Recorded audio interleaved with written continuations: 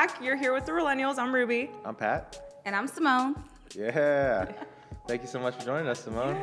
Thank you for inviting me. I'm so excited to be here. We're so happy to have you. Been waiting for this day. Yeah, we knew instantly when we met you that we wanted to have you on the show and just talk with you more. Well, I appreciate it. I definitely feel as though I'm a communicator, and I know how to really speak certain truths to certain people. And so just to try to bridge people together and, let's kumbaya. Let's do unity. That's what we're here for. It's all about just getting to know each other and figuring out more about people's backgrounds. We think that there's just not enough of that. But anyways, where are you from? I'm from Kansas City, Missouri, born and raised. Actually born at Research Medical Center off of 63rd, for those of you who know that. And I want to birth my children at Research Medical Center. Cool. Eventually, not yet, y'all. I'm still a millennial. We're thinking about careers and becoming stable and living the best life. What's the motivation behind wanting to birth them there at the same hospital? One, because I'm a researcher. And so, that makes sense. Yeah, it's called Research Medical Center. And so I was like, well, how, divine. And, I think it would be a great type of experience to say, I was born at the same hospital as my children was born at the same hospital as I was. And so let's backtrack real quick. Sure. My middle name is Cymone, y'all. So my full name is Mamie Antoinette Cymone Davis-Laraji, since I'm now married. Okay. And so it is. And I'm named after my grandmother. So her name is Mamie, and actually she was named after her grandmother. So it's skips a generation or so. Oh, yeah. And at Research, the day I was born, there was another Mamie born as well. Oh, wow. I don't know who she is, so we didn't, no long lost sisters or anything like that. But it was just kind of ironic. And so I think that Research and just Kansas City just holds really a special place that I didn't even realize until I left and then returned. Ooh, so where did you go? So at 17, I graduated high school, so Blue Springs, Missouri, and I went to South Carolina at 17. What? Wow, why? For school. I received a full ride. I know, right? It's South Carolina. Why did you go to South Carolina? But I received a full ride to Claflin University, which is a historically black college in Orangeburg, South Carolina. And so literally in August, again, 17, my parents, they drove me down and they were like, we love you, deuces. Yeah. Have fun in college. I know, right? And it was really an interesting experience for me because my parents were so hands-on growing up. Yeah. They sheltered us, they protected us, more than, of course, we wanted because we're, young and, trying to do right. BS. Exactly. And so it was now I'm 17 on my own in the state. And I'm like, do I need to call my parents to ask them for permission to leave the campus? Can I go somewhere without their knowledge? And so it was really a stage of independence that I needed to grow and to really figure out self and identity. And I think it actually allowed my parents to actually see that I can survive, on my own. And they did a good job with you Right. and got you ready to Come go. on now. Were they worried about that or something? I would assume. So something my mom always told me growing up, and I could not stand it. I started school early. And so I started school when I was 5 in Kansas City. And the whole story behind me starting school early, my parents were tired of paying for childcare. And so they were like, we need to get you ready for this test so you can pass this and you can go to, kindergarten.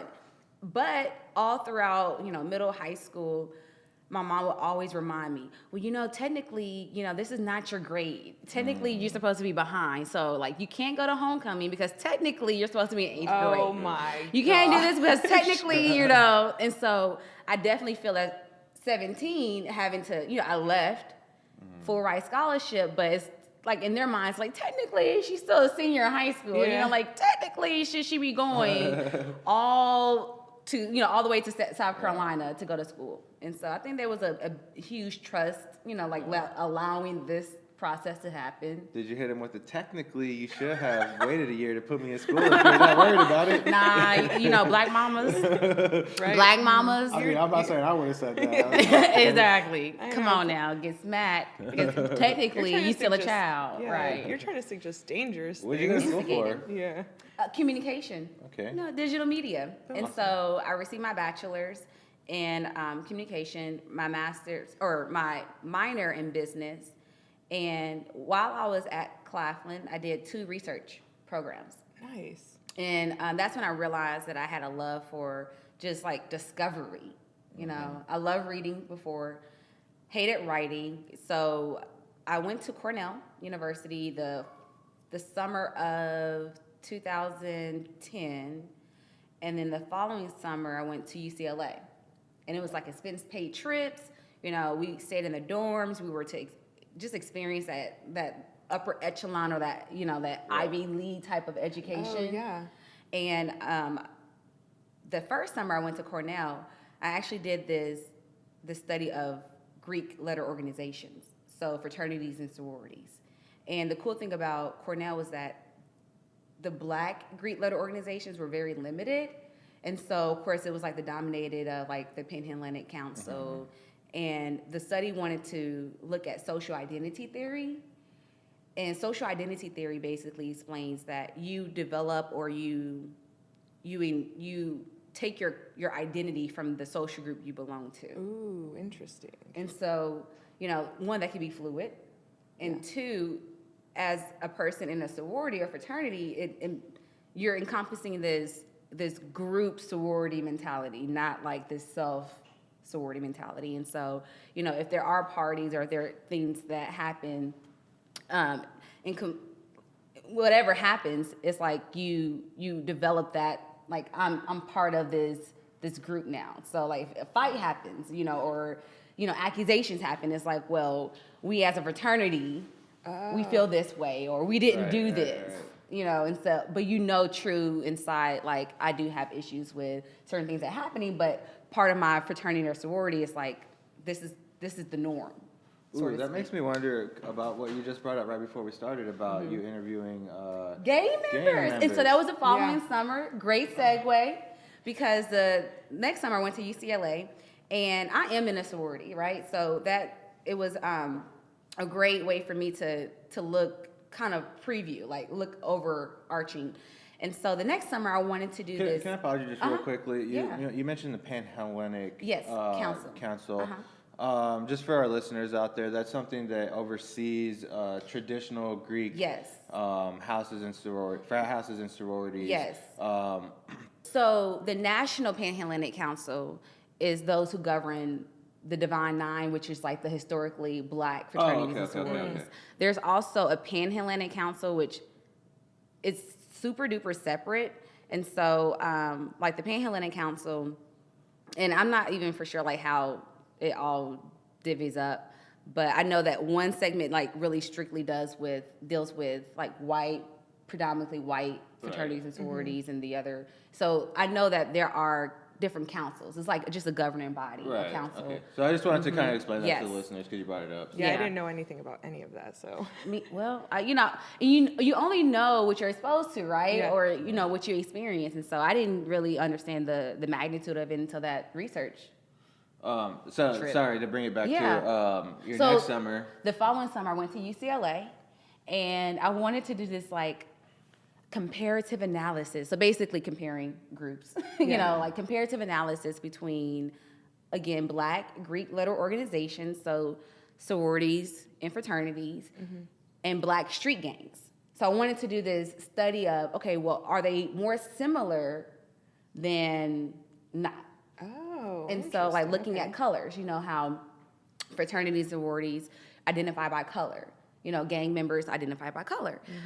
Territorial, you know, and so on campuses, on college campuses, like, you know where the AKAs Are hanging out. Yes, you know their plots. You know where the Omegas are. You know where the Alphas are. And looking at street culture, you know where the Bloods are. You Yeah. know where the Crips are. You know where the Pyrus. You know the streets. You know the sets. And so, went in this research program, like just super excited. I'm like, yeah, I'm about to research and do this comparative analysis. But it was so cool but crazy because the program, it was like a hazing process in itself. Like, these are for, the program is for Black students coming from HBCUs wanting to get into research at UCLA. And so we went through this intensity of trying to really learn more about like African American history by doing our own research. But I found out I didn't know anything about gangs, you know. And so I'm writing this introductory research paper. I'm like, you know, although there look like similarities or nothing alike, you know, gangs do nothing but destroy the community, and, you know, Greek organizations try to uplift. And my mentor at the time was like, you got it all wrong. Oh, no. I'm gonna need you to do your research. Ooh, interesting. Yeah. And I cried. And I was like, I'm scared. What do you mean? I'm in LA at the time. Like, what do you mean do research? You want me to go out in the streets? And so at that time, I did not go out in the streets. Oh, I did dang, some. first person. It was, yeah. And so the documentary that really interested me with like the gang culture was Crips and Bloods, Made in America, and also Bastards of the Party. Those two like got me so that summer. I ended up dropping the Greek organization piece and solely focused on gangs in Los Angeles and in Chicago. So the Folk Nation, People Nation in Chicago, Crips and Bloods in Los Angeles. Yeah. Changed my life. You know, again, it was just like reading at that time, but I went back to my university. I went back to Claflin, did my honors thesis on gangs. After I left and graduated, I received my master's at Texas A&M, focused on gangs there. And while at Texas A&M, I received a grant, a department grant, to actually go to Los Angeles and conduct the actual research, like the street research. Oh, wow. Yeah. And so it's called ethnography. Like, I'm an ethnographer. Okay. And an ethnographer studies cultures by being immersed in the environment. Okay. And so it's like just going somewhere and really finding the social agents of the community and saying, okay, you know, what's up? What's going on here?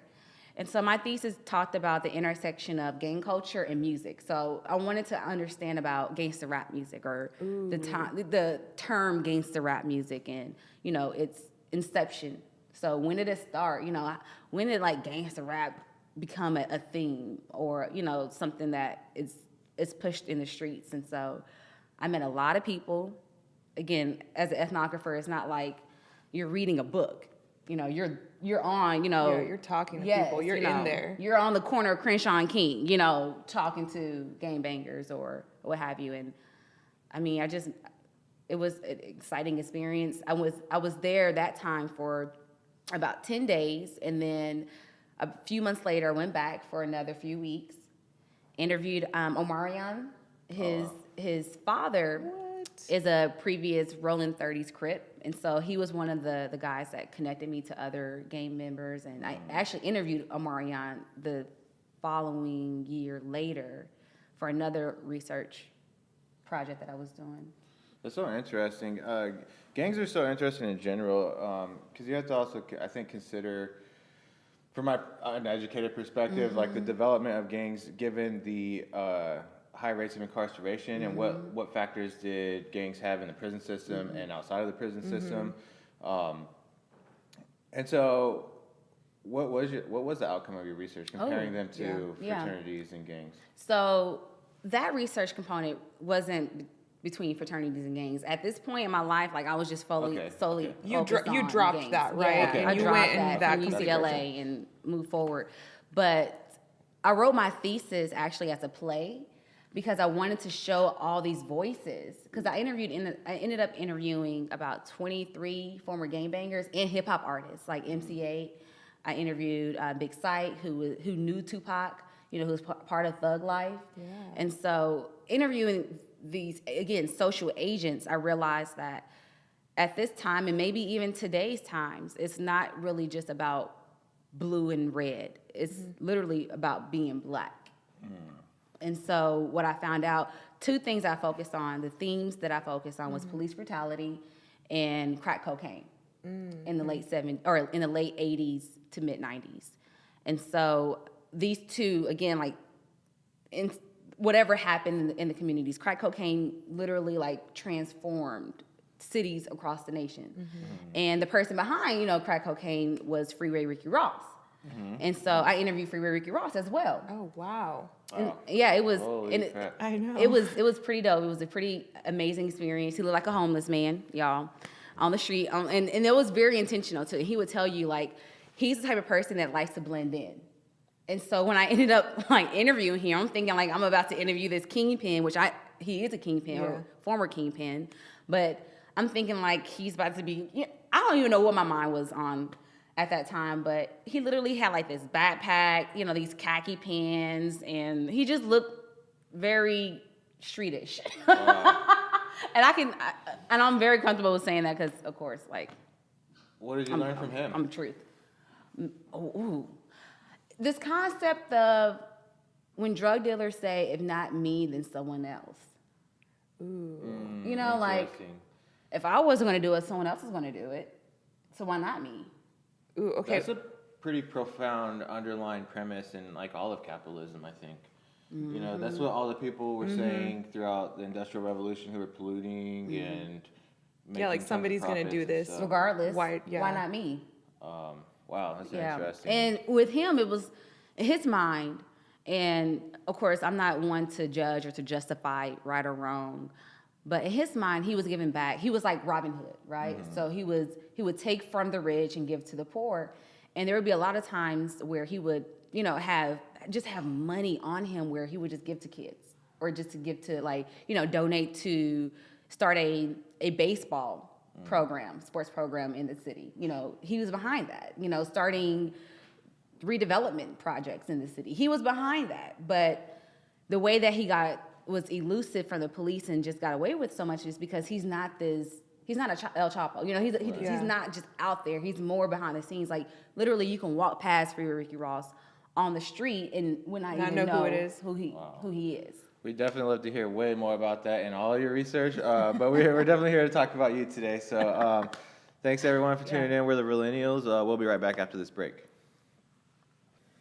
All right, welcome back, everybody. Thanks for tuning in to the Realennials. I'm Pat. I'm Ruby. And we're still here with Cymone. Hey. All right, Cymone, so what are you up to nowadays? Ooh, trying to figure out life, which I'm pretty sure that everyone is. Right. But I'm 28 years old. I'm married for 2 years. We're going on a third. Every day matters. Awesome. Great. Yeah. That's awesome. And so I currently teach through an organization called JAG-K. And so it stands for Jobs for America's Graduates. And it's in Kansas. I teach at Washington High School. Nice. But it's funny because I told some of my students yesterday, like, you have to take care of course, the everyday life, the bills, but what is your passion going to be? You know, what is your side hustle? And I'm like, you always got to pursue a side hustle. And so they were like, Miss Cymone, you sell drugs? I'm like, why do we, always think about hustling in street culture, right? Why is that the go-to? Right? But yes, So I was like, no. I was like, I don't push narcotics. I push knowledge. Like, whatever your side hustle is going to be, make sure that it's something where that passion is fulfilled. But also, let's transition the hustle into the everyday career, And so that's what I'm trying to do is, like, make every day an impact by any means necessary. And so that means that at times, like my full-time job, I may physically be there, but my wheels are turning for the next thing, for the next steps, whatever that looks like. Yeah, I deal with that all the time too. Having this business on side of my day job too, it's like, it's kind of crazy, and I'm working on focusing more and paying more attention to each one within that moment. But I do find myself at times thinking about the other while I'm doing the other. And it's not great, but it makes me feel great about what I'm doing with my life. Because at my old job before I got into social work, I hated that job. And so I constantly thought about our business. Yeah. And so now that I think about my day job as a social worker, it's because I care about my clients and I care about what's going on with them. So I'm like always thinking about throughout the day, like, okay, what can I be doing? Oh yeah, I need to research that or look this up for next time I see them. So, and I enjoy those kind of things and those thoughts being in my head as opposed to those negative thoughts from my old job. Right.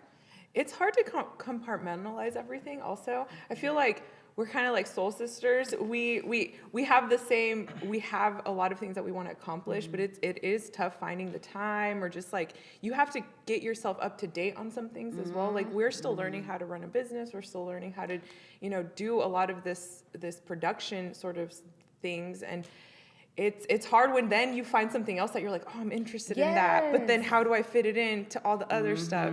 And so what I think I found has really helped is trying to combine everything, just trying to combine and find the connections between, connecting the dots. Production or making content or, my day job, and then just trying to find ways to connect it all. Because if not, you go crazy trying to think of like all the different things. That's probably where my efficiency came from. Was in college, I was double majoring in economics and international studies.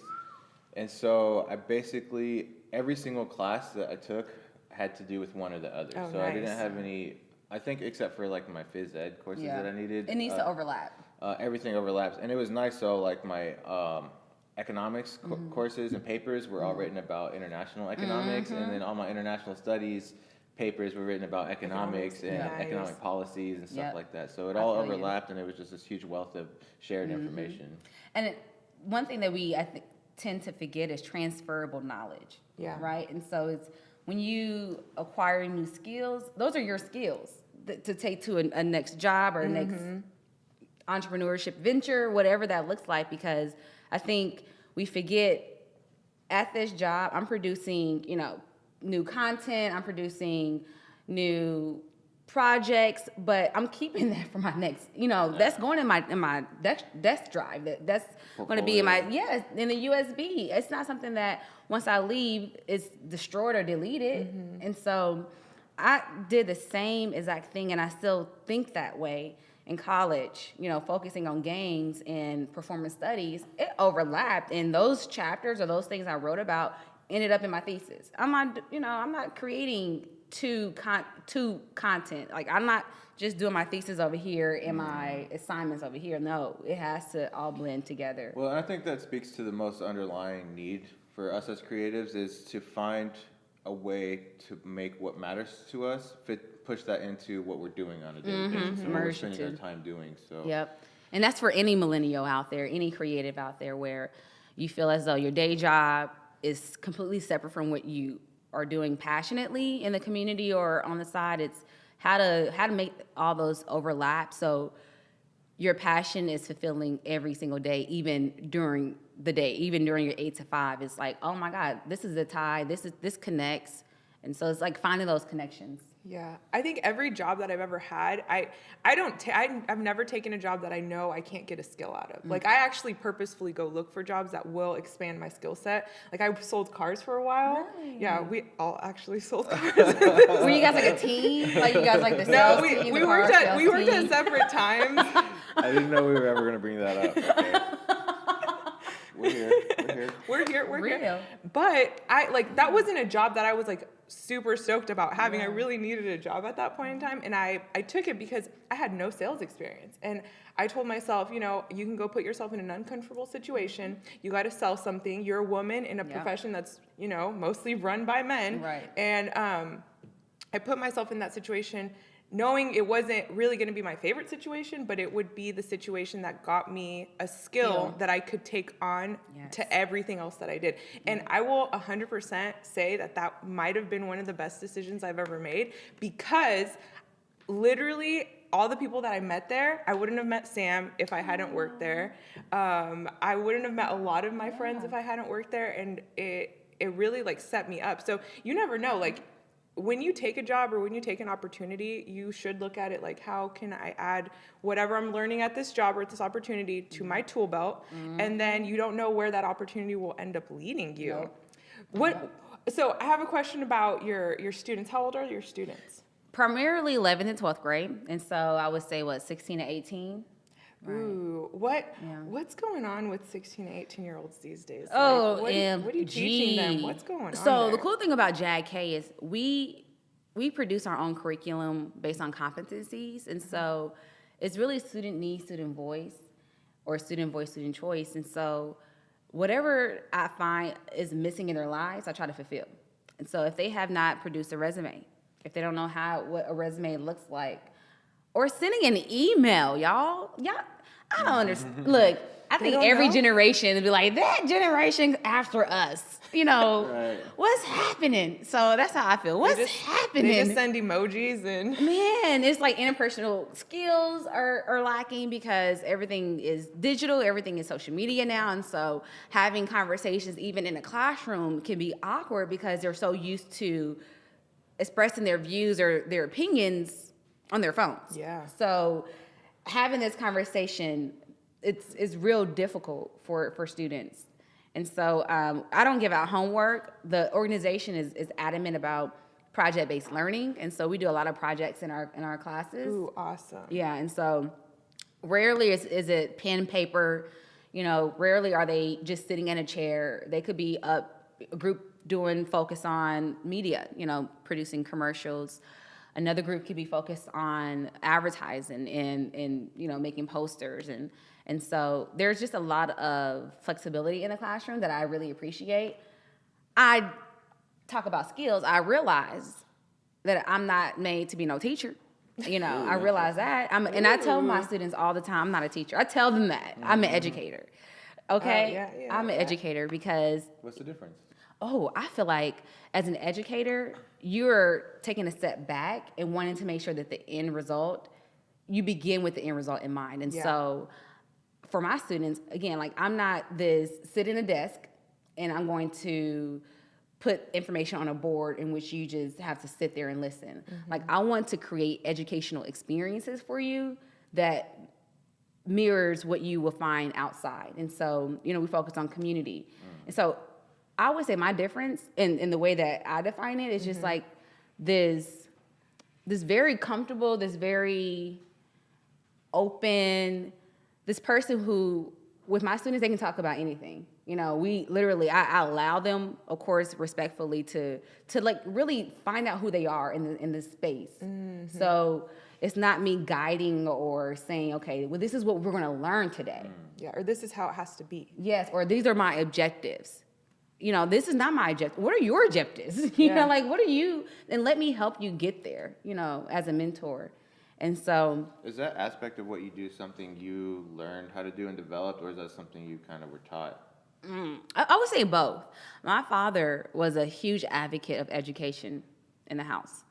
And so growing up, he used to wear these like Malcolm X glasses. And I probably said that before. I say that all the time because that's how I resonate with my father. Like, oh my God, you're Malcolm X, And so he made sure that we were really aware of our position in this world and our position in this, in this country. You're black.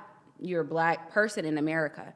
And so education, he always preached, education is the new currency. Education is currency. Education is the currency. And so with that instilled in my mind, we were always, in educational programs growing up.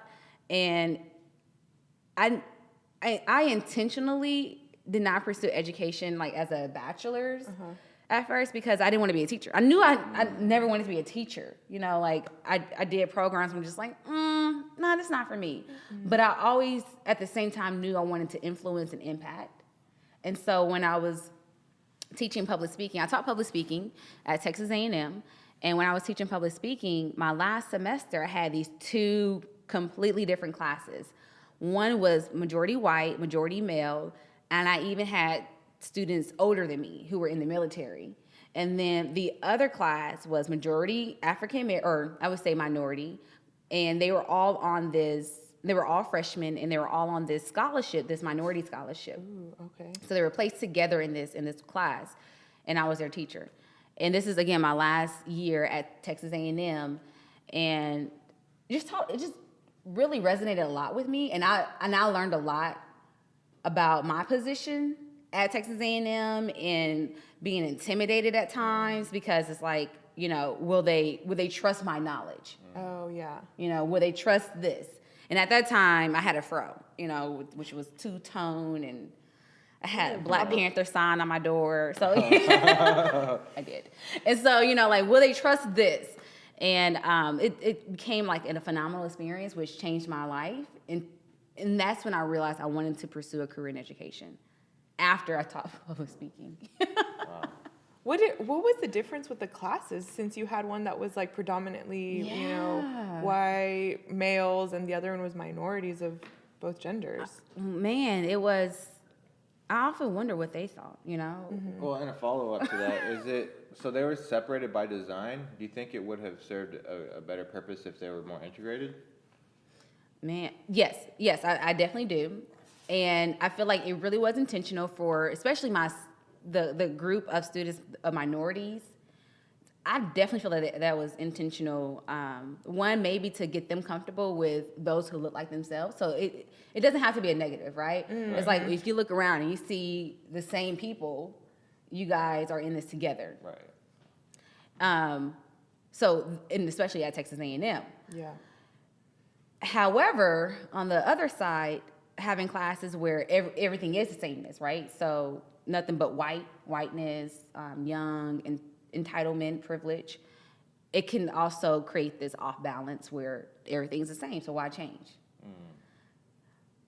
So I guess for me, the learning lessons I would say I took away from it was, one, like, be you, like, be yourself regardless of who's in front of you.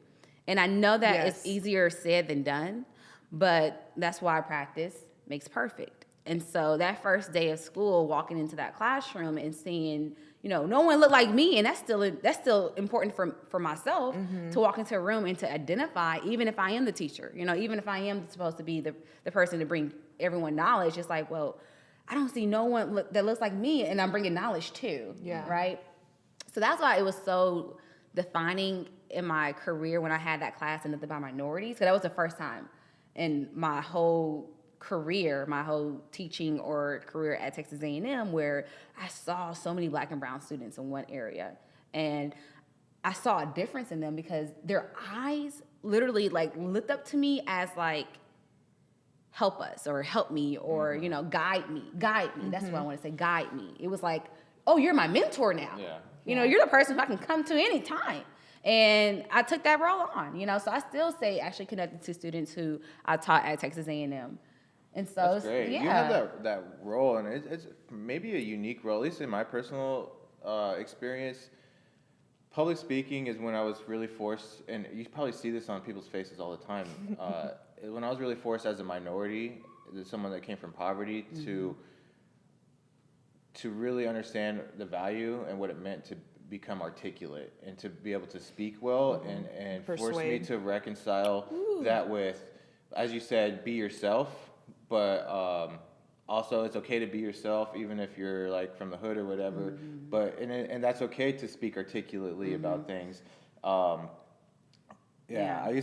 was quote unquote smart when I was a kid, and I used to get called schoolboy in my hood because I made good grades and I could read. The basic, yes, right? Schoolboy. But that being said, I would, I didn't talk perfectly and articulate growing up because that's not who I grew up around.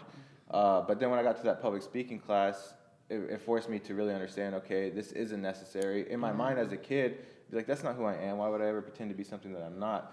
But I learned the value in it, and I learned that, it's okay to grow, become articulate, and become a powerful, positive force in our society in that way. And learn to language communicate. Is so valuable and important. We can talk about this. I mean, there's so many things that we can discuss, but I learned how pivotal public speaking was when I went to Southeast Asia. At Texas A&M, and I was the only African-American female. I was the only graduate student who attended. It was majority undergrad. And I wanted that experience. I wanted to travel abroad, right? Yes. And everywhere I went, it was like, you speak so well. Like the students in the program said it, the people who, I ended up living with a Muslim family, which changed my life indefinitely because my husband is Muslim. And I definitely don't think I would be with anyone that's Muslim had it not been for that experience. We'll find out more about this later.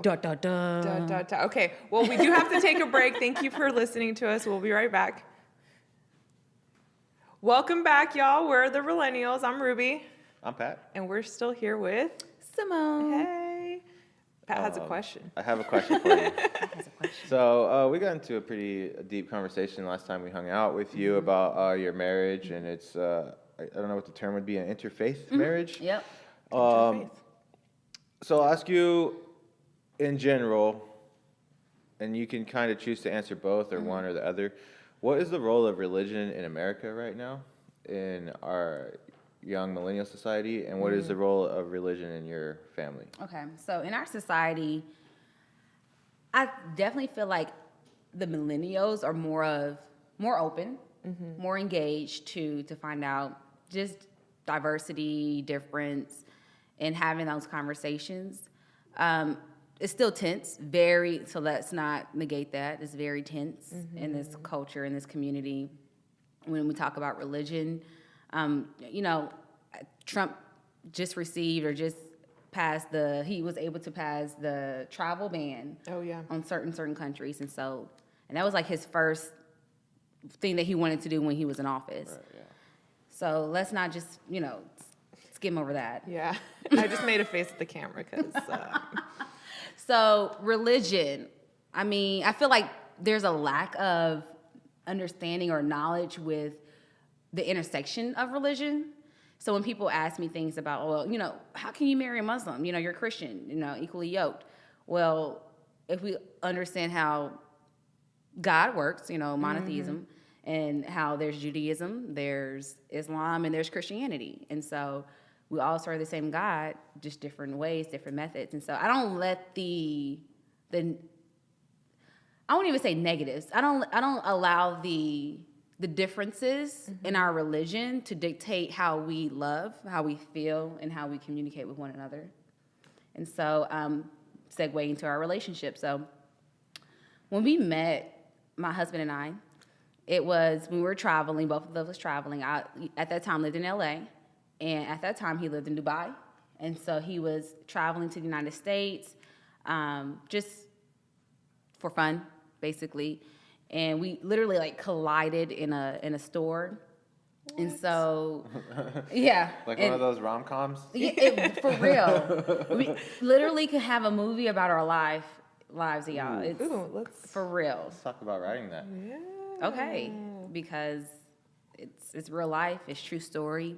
And it really kind of was like a love at first sight type of thing. Maybe interest at first sight. Yeah. If I wouldn't say love, interest at first sight. So walked into the store and he was there. So we just started talking, but I wanted to know where he was from. And he asked me to guess. In my mind, I called him a smart ass. I'm like, man, I don't know why we always got to guess when, you'd be asking where they from.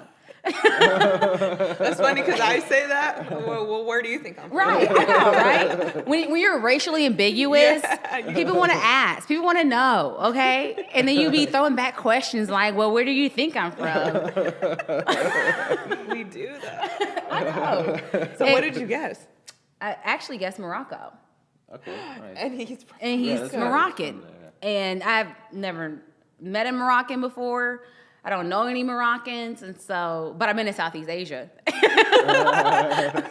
that was when I was looking at him, I'm like, well, I know you're not, I know you're not Asian.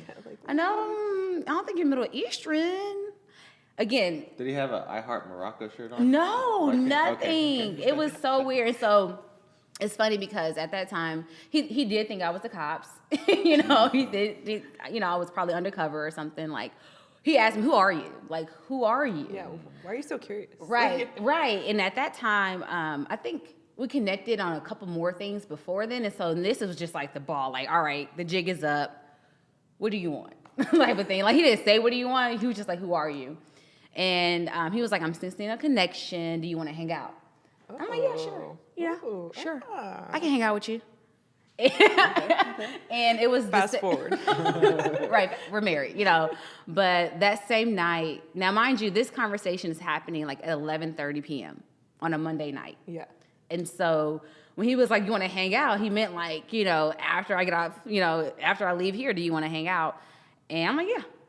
And so we hung out at a hookah bar right below. If you guys know DC, it's split levels, you have upstairs it's a store, and then downstairs it's a club or a party or a restaurant. Ooh, my type of place. Oh yes, go to DC. Yeah, I love DC. And so we hung out, and we found out we had a lot of things in common. And so we both love traveling, number one. And we met traveling, and when I told him I went to Southeast Asia, this was if that was freaky enough, like me guessing where he was from, on the first try, he started to bring up pictures like, okay, well, guess where this is? And it'll be him in front of like a statue. Yeah. And I'm like, that's the Batu Caves in Malaysia. Like, I know where that is. Like, I took a photo right in front of that golden statue. Yeah, you pull out your photo, look at me. Right. And so he'd be like, okay, well, where is it? Where am I here? And, I'm like, that's Bali. Like, I took photos from those same rocks. It would just be rocks, but like the formation of the stones. Yeah. I'm like, I know where that is. And so that just happened. It was just, again, one of those divine, weird moments where I'm like, you're following me. Like I told you, like, you're stalking me. So you went to Southeast Asia the year after I went, when he first arrived in the United States, he was in New York. So he arrived in March. I was in New York in March, for a conference. And so I'm like, okay. And he went to LA in 2014. That's when I moved to LA. What? And so it was just like, okay. Ooh, the universe was trying to get you guys for together real. before For a you guys long met. time. And I guess that we just weren't ready, And to be honest, I definitely feel like God, so in the first 5 minutes of us meeting, he says, it is written. Oh. And I'm like, I know a bit of context about that because at this time, now I've lived with a Muslim family, right? For 2 months in Southeast Asia. So, when first he said, I swear to Allah that he just put this like necklace that I was about to buy. Like he just put that up. And so he was like, it was right behind me this whole time. And, 5 minutes later you walk in and this is the necklace that I just put up and you're about to buy. And so that's when he said, I swear to Allah, I was like, oh, okay, he's Muslim. But it wasn't like an alarm at that point. I'm like, okay, Allah, God. It was just an identifier for you. Yeah, I'm like, oh, okay, cool. It's faithful. Right. What Shrug has shoulders.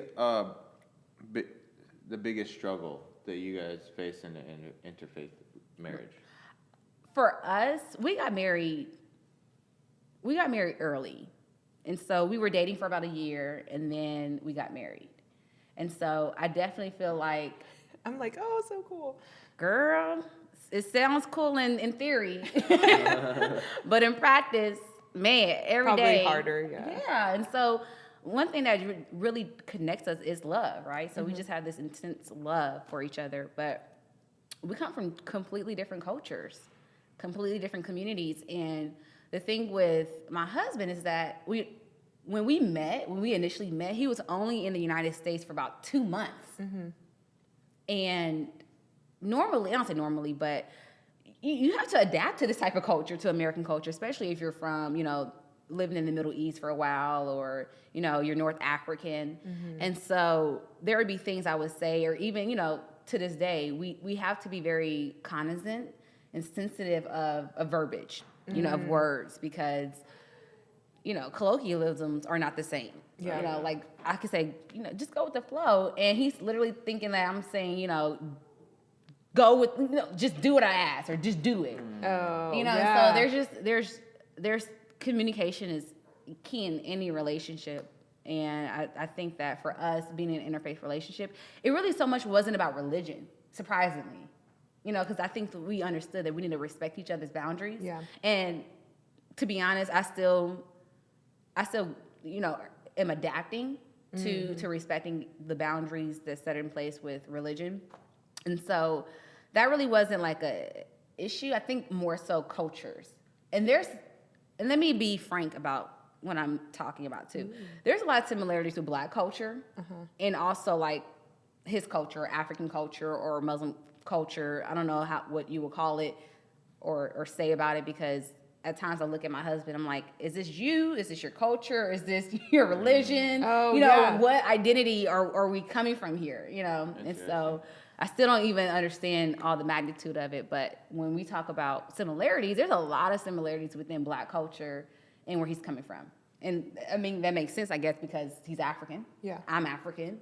And so, and I'm a rebel. He's a rebel. Hey. So that means that at times, like, even if the Black community is like 100% behind this, I may be like, I ain't for it. Oh, I ain't down with that. Chitlins, for example. Yeah. I don't eat chitlins. I don't either. I'm for it. That's unhealthy. And so, and that's just a funny example, but in all honesty, there may be things in my community that I'm just like, nah, I don't really agree with it, or I don't really like it. And so just having those conversations, like, this is Cymone. This is not just me.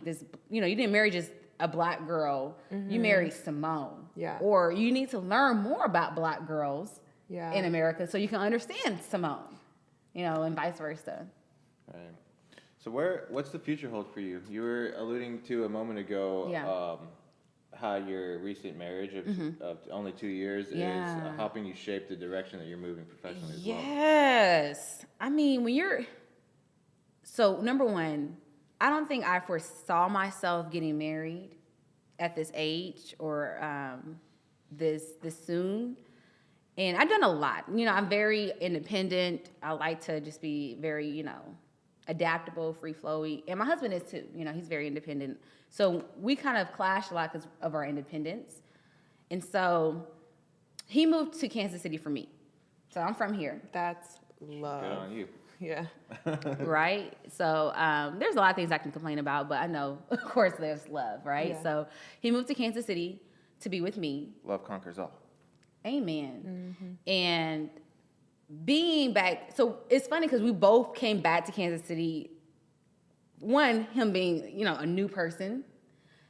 I left 8 years ago, and I moved to Kansas City. I moved back to Kansas. I moved back home.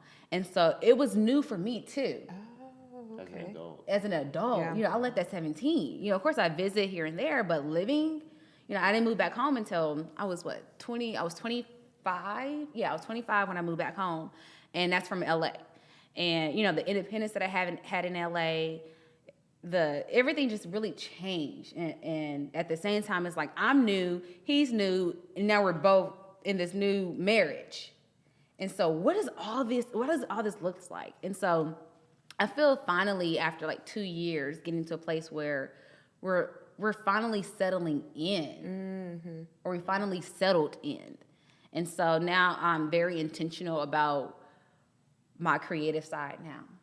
I'm great. very intentional about it. At first, it was just like, okay, let's talk about immigrants real quick. Okay. Okay, let me break this down. Yes. Because there's, again, misconceptions when someone comes to the United States. What are their intentions? What are they here for? What are they going to do?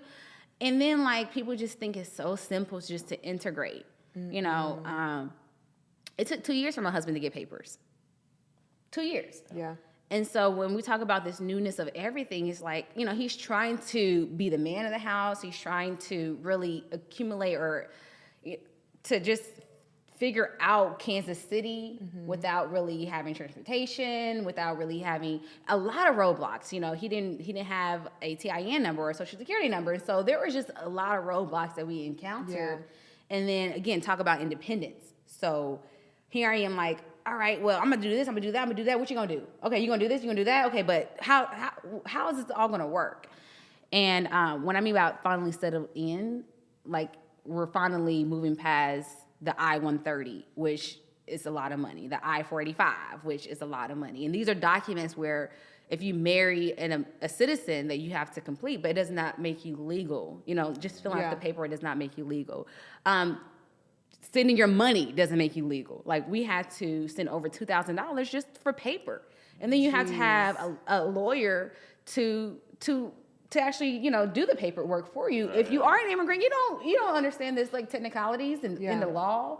So that's more money. And then you think about, again, people who come in here may not have all the resources that they need. Mm-hmm. And so luckily my husband did have, someone who was kind of well aware or who was able to actually do some of the paperwork. I hated it because we couldn't afford a lawyer. So who had to do the I-130? Who had to, submit the documents or find the supporting evidence? Mm-hmm. We did. I had to do that. And so it was just a lot that people don't understand that comes with it, like the complexities of immigrating to a new country. Yeah. Just a quick note on all that paperwork stuff. In a lot of the studies that I had in international studies, they alluded to all those same types of processes in other countries as corruption and bribery and stuff. but we do the same stuff here, and they just don't call it Legally. that. Yeah. Yeah. And, so I just want to point that out, that Legally. it's kind of just semantics, how that's perceived around the world Yeah. within our structure. But sorry, go Yeah, ahead. no, it's definitely. I feel that. I feel that we're taken advantage by. A lot of times in this country, they feed off the poor people, and so it's like the hanging fruit, right? Picking the hanging fruit, picking the easiest person, and so I can go on and on about just different communities having to really experience the government or their municipal court because they can't pay tickets, and so that adds on extra fees if you can't pay this one ticket, and then it comes up to like $10,000. Now you're about to be in jail because you couldn't pay this one ticket. So just the way that everything worked. Bottom line, I think we're now at a point we celebrate this time period because we've just been through so much in so little time. Where books coming. Nice. Yeah, Okay. it sounds like you're ready for the next move. It sounds like you caught your breath and you're ready to keep Exactly. moving. So I'm glad we caught you at this time in your life. I can feel your energy every time I meet you. Yeah. And we're just so stoked to have met you. So where we at? Oh yeah, okay. So I lost track of time. Seems Thanks again, everybody, for tuning into the Realennials. We'll be back again soon. Check out all of our stuff. We're on Instagram, Facebook. Send us an email at therealennials@gmail.com if you have any questions that you want to submit to the show. Yes. Thank you so much, Cymone, Thank for you. joining us. Thank Would you like you. to share where people can find you at? So Facebook, Cymone Davis-Laraji. Instagram, only one Cymone is spelled out. So only one, ONLYONECYMONE. We'll have all those links in the description of the video, so please go show her some love and be on the lookout for whatever she's about to do next, because it's about to I'm be about to popping, blow whatever it is. So thanks again, everybody. Any last words? Ooh, we're just really proud of you for all of the things that you've told us. I mean, when we met Cymone, we instantly knew that she was a person that we wanted to connect with and kind of keep track of what you're doing. So, we're proud of you. Thank you so much for being on our show, and we're excited to see what you have coming up. And you're welcome to come back. Oh, you already know I'm coming tomorrow. Yes. All right, y'all. Well, I'm Ruby. I'm Pat. And we're the Realennials, and thank you so much to Cymone.